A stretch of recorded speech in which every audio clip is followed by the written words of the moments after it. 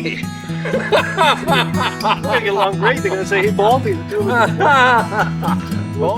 like how big small towns, like this is like corner gas. Yeah.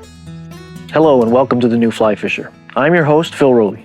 On today's show, we're going to take you through stillwater essentials. Everything you need to know about fly fishing still waters. We're going to take you through rods, lines, reels, leaders, tippet, flies, the kit bag, everything you need to know and take with you when you go on the water. Stick around, it's going to be a very informative show.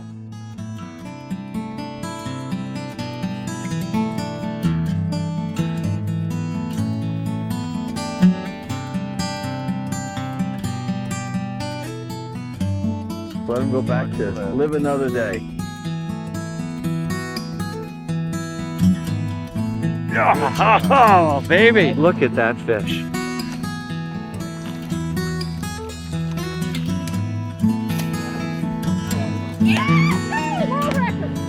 We talked earlier about having the optimum conditions. Here we've got perfect conditions. This is a good example of the family Heptageneidae.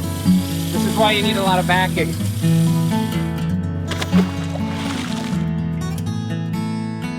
New Fly Fisher was made possible thanks to Ontario, yours to discover, Scientific Anglers, Islander Precision Reels,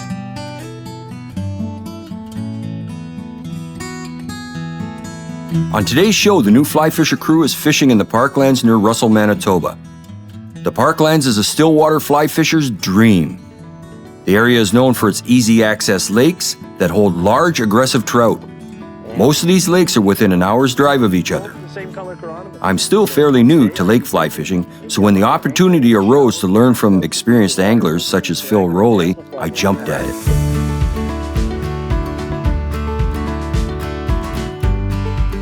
When we're fishing the long leader, floating line technique or the naked technique, there's 4 variables the angler needs to balance, and that's sort of the challenge of this method that perhaps intimidates anglers. The first is leader length. Leaders need to be 25% longer than the water is deep. We're using 24 inches of butt section, 9 to 12 feet a leader, and then adding tippet to complete the entire leader length. So for example, if I'm fishing 15 feet of water, I'm going to need about 19 to 20 feet a leader to get down because the leader sinks in an arch like this. It doesn't sink straight off the end of the fly line. So we need to compensate for that with our leader construction. The next variable is pattern weight. We have to have patterns that can sink through the water column and get down to that feeding zone that trout most often prey upon food items, and that's 1 to 2 feet off the bottom in most instances. So we're going to be taking advantage of split shot for unweighted patterns, weighting patterns with lead substitutes or tungsten, or taking advantage of the many beadhead options we have at our disposal today. The next variable after that is retrieve speed. Most of the food items in still waters do not move fast, so we need to use slow-paced retrieves. If we get our retrieve going too fast with this method, we'll actually pull the fly up out of the zone we're trying to cover. And the last variable is patience, and this is the hardest one for most anglers, is making that cast and letting the fly sink. Again, the naked technique, just when you think of still waters, don't just think it's a sinking line game. Your floating line that you brought from your rivers and streams or you first learned to cast with is an invaluable still water presentation tool. Whether you're fishing it naked like this with the long leader or whether you're using it in conjunction with an indicator.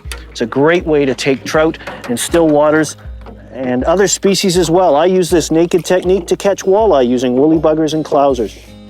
Deadly method to take trout and other species. When using a leech pattern, one way to give the fly more action in the water is to use a non-slip loop knot. Watch as Phil demonstrates how to tie the knot using a rope.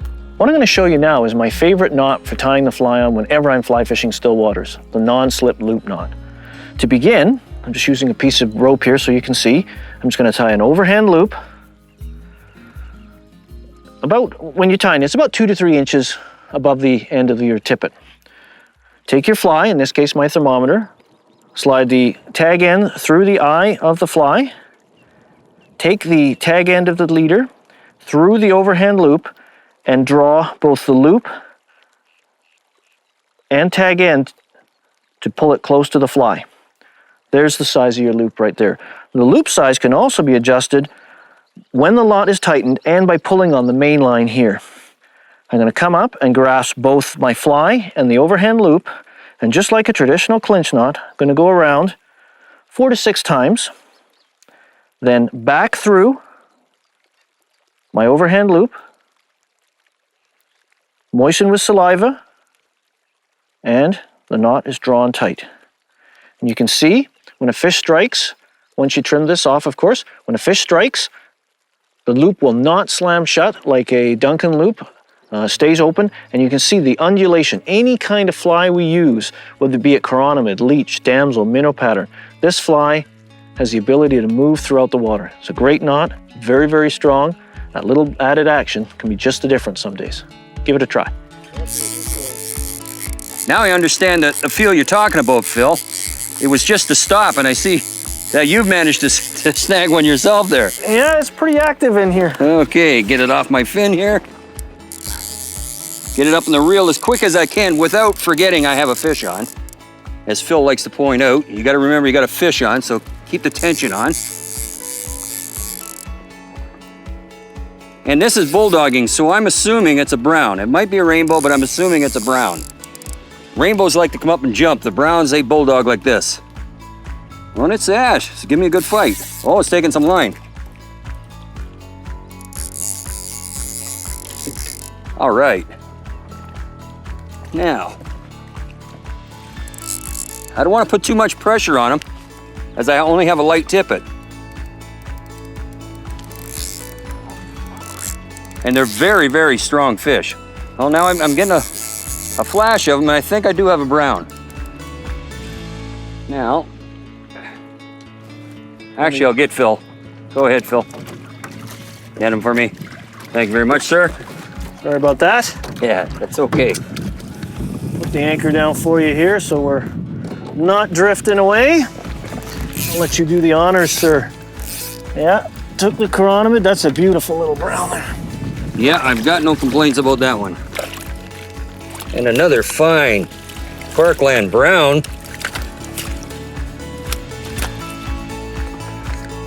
Oops, whoop. Not exactly a classic release, but it's a fine a Parkland brown. This area is incredible.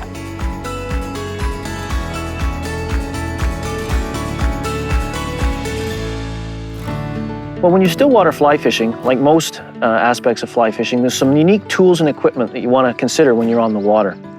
Starting up front here, we have an aquarium net. Now, they don't have to be this big, but you can go to any pet supply place and get aquarium nets of varying sizes, perfect for dipping samples out of the water or along the shoreline, seeing what bugs are available.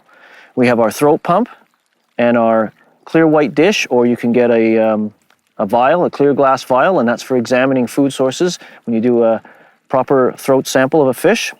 We have a set of binoculars, ideal for observing other anglers, observing for signs of bird activity, which may be indications of a hatch or moving fish. We have a thermometer attached to a rope, so we can take the water temperature not only at the surface, but at depth as well. This is ideal in the summer months when trout will tend to seek the cooler waters for the comfort. A good pair of polarized sunglasses, not only for safety from errant flies, but you can see into the water where you can see perhaps cruising fish or emerging insects or bait fish, those kind of things.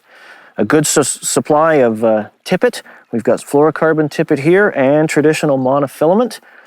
We have leaders. Probably my personal preferences are 9 to 15 foot in length with breaking strains of anywhere to 4 to 6 pounds. I can always downsize the tippet from there if I make longer leaders.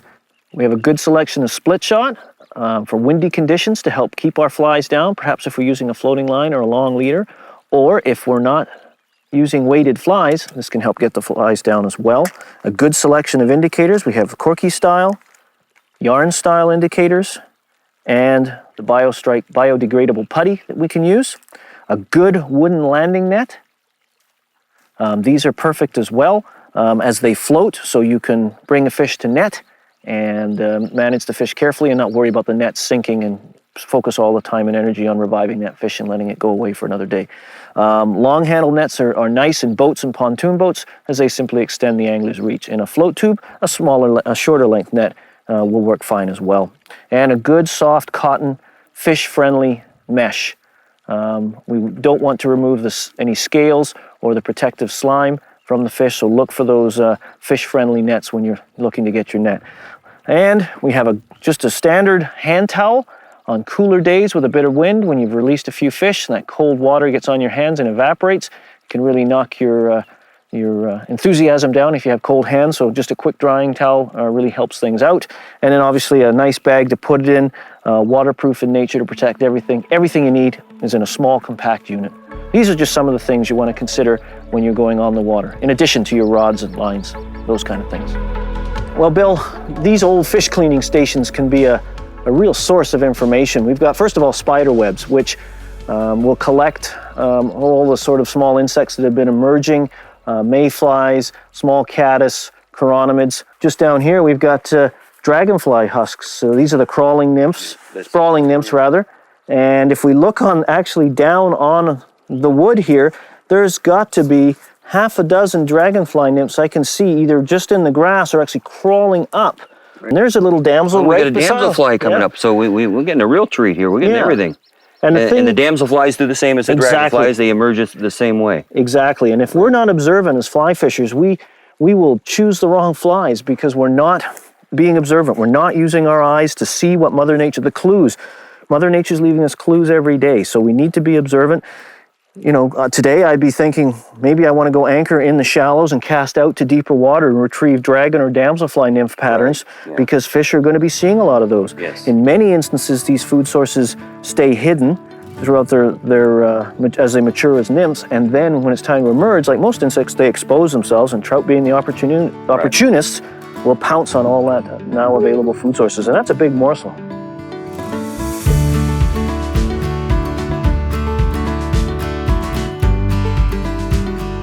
Another fish to the chironomid here. It's been a great evening, and this one I think is a brown because unlike the other ones, this is just bulldogging down deep. Rainbows come up on the surface and are really quite aerobatic in their attempts to flee. I'm gonna get a nice backlash going here. So we'll just reel that back up. I don't want to get that in trouble later on if the fish makes another run. Oh yeah, looks like a good brown. Very nice brown. Yeah, it's taking the bottom dropper. That must be the one where it's getting, I think it's a brown. Not sure, it's big. Oh yeah, it's a big brown. What a beautiful fish. Look at the spots on that. Not very long, but wide down the side and up the back. And again, that perfect hook set right in the beak. Right in top dead center, we call it. Look at that. That is a beautiful parkland brown.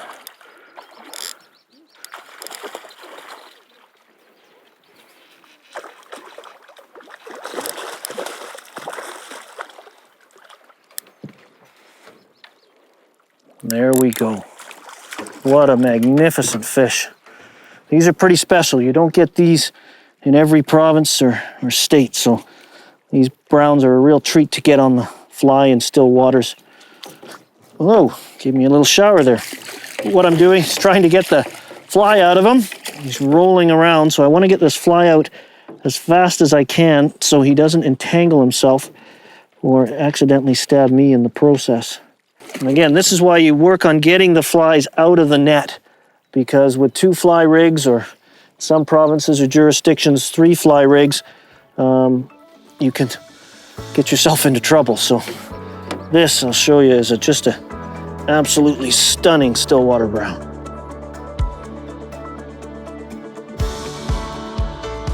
For most of my stillwater situations, I prefer rods between 5 and 7 weight. Probably a 5 weight is my all-around favorite. I just like the action of those rods. I like soft to moderate action rods. I like to fish floating lines and long leaders.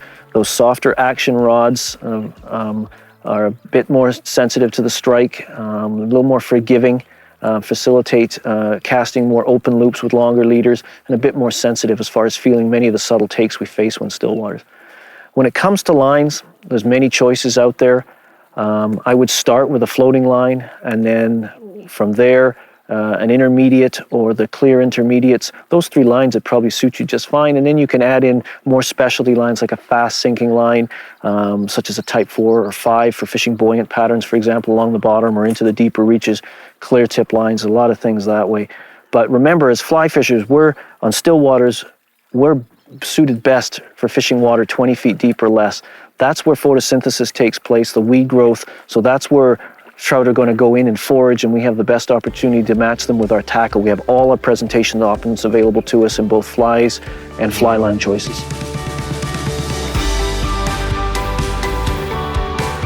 Oh, no, he's still there. I thought he'd thrown it. Again, this is on the naked technique, double chironomid, the black and red. Gave him, if 1 is good, 2 is better. And again, this take was very soft. It just felt like a slight weight on the line, a weedy sensation is probably the best thing I can describe. And I just instinctively raised the rod. Again, that low rod position, all I have to do is raise the rod to about 10, 11 o'clock. If the fish is there, he'll react, and this one did. He's just doing the typical tiger bulldog here. And again, you see how that soft to moderate action rod really absorbs those head shakes. Well, this is a big tiger. And there's that nice chironomid hook set right in the top part of the jaw. And that is a nice big tiger trout.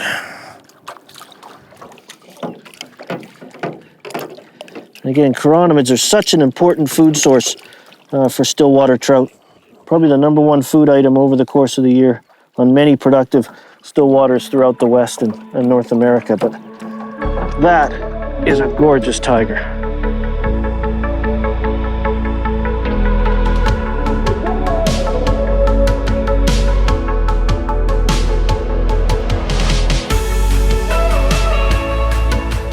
Phil, let's talk a little bit about flies. Now, I know there's 3 basic flies that you should have for still water, which are scuds, chironomids, and leeches. Could you tell us a little bit more about them, what we need to look for in these flies? Certainly, Bill. The first one I've got here is a box of my chironomids, or one of my boxes. I have a bit of a chironomid addiction. But down the left-hand side, or my left of the box, I have a selection of chironomid larval patterns, or bloodworm as they're commonly known. Very good pattern to fish throughout the season, long life cycle, and lots of species, so lots of opportunity for imitation. On this side here, and if I flip over, you'll see more here, quite a range of sizes and colors in chironomid pupa. And the pupa is the stage after the larva transforms and travels up to the surface. They use trapped air and gases to do this, so your patterns need to have a degree of shine to them to simulate that. Lots of different body colors, blacks, browns, shades of olives and greens, lots of contrasting ribs, red wire, gold wire, copper wire, silver wire, lots of use of bead heads to help sync the pattern, prominent white gills, whether they're yarn such as this, or white beads, which really work well in algae waters because they don't foul up with the algae. So that's a good basic chironomid selection. And again, it's a year-round food source, or an all-season-long food source. Now, we got scuds here. Tell me a little bit about them. Well, scuds are another staple there on these productive lakes here. For example, in Manitoba, they're just chocker block full of big Gammarus and Hyalella scuds. There's 2 families to consider, size being the only differentiator. Gammarus They being look the same, just one's bigger than the other. Gammarus are the bigger ones. And again, simple patterns, dubbed bodies, shellbacks on them of raffia, midge flex, pearl mylar, those kind of materials, bead heads on the front to help them get down a little bit in choppy water and give a little flash and sparkle, and just a range of colors, predominantly greens, shades of olive green. They match the bottom vegetation, so your fly pattern selection should match those. So a good selection of scuds, probably from a number 10 down through 16, and a number 12 would be a good average scud pattern to work. Now, here's the leeches. Yeah, the next box here we have the leech boxes, the big bushy ones, and I've also got some forage fish in here as well, which is another important food source in the Parkland region. But you can see an awful lot of marabou and rabbit used in here. That really moves in the water. Yeah, it just comes to life, and we need that because the leech has that undulating motion, and we need to imitate that. And we use lots of different colors, blacks, clarets, browns, olives, darker colors. You got to consider leeches are active in low light conditions, so patterns that push water give a good acoustic footprint will be good too. Trout can hone in on them with their lateral line. We've got a few minnow patterns up at the top here as well. We need to have those. In these lakes, we have fathead minnows, sticklebacks, so whatever lakes you're fishing, there's so many minnow patterns and baitfish patterns out nowadays. You just got to change its colors to match ones in your local waters. So that's a good starting point for the flies you want to carry. And then there's others. There's damselflies and dragonflies. And every lake, like every river and stream, has different different invertebrate populations. And some lakes have better caddis than others. And then we have damsel and dragon populations. So you're always... That's through experimentation you find out if that's happening. Yeah, you'll build up a collection of flies in pretty short order.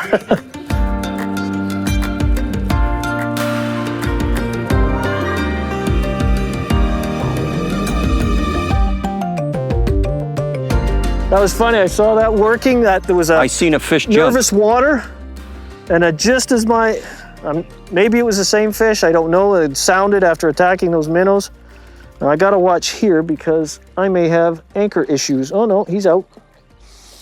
So again, he's whacked the chironomid, and on that take, I saw the water is flat enough here, and with my perspective in the boat, I actually saw the little tip of the fly line just start to move before I ever felt anything at the hand. So not only is it a bit of a touch game, obviously, but if you can watch that fly line like a hawk, because basically this floating line is a big 90-foot strike indicator. So keep your eyes glued to the tip where it enters into the water and watch for any kind of movement, whether it pulls down or moves right or left. This is a rainbow. It's full of, these parkland rainbows are certainly full of energy, and this one is no different. And just a gradual raising of the rod tip to steer him into the net. You can see that chironomid right in the top dead center, right in the top of the jaw. There we go. So again, that's probably not the biggest rainbow we've caught today, but definitely a great fish to finish any day on. Beautiful parkland rainbow. I hope you've enjoyed today's show. I've hoped you've learned some tips that'll improve your stillwater fishing. For information on this and any other show in our series, please visit us on the World Wide Web at www.thenewflyfisher.com. The New Fly Fisher was made possible thanks to Ontario, yours to discover. Scientific Anglers. Sage Fly Rods.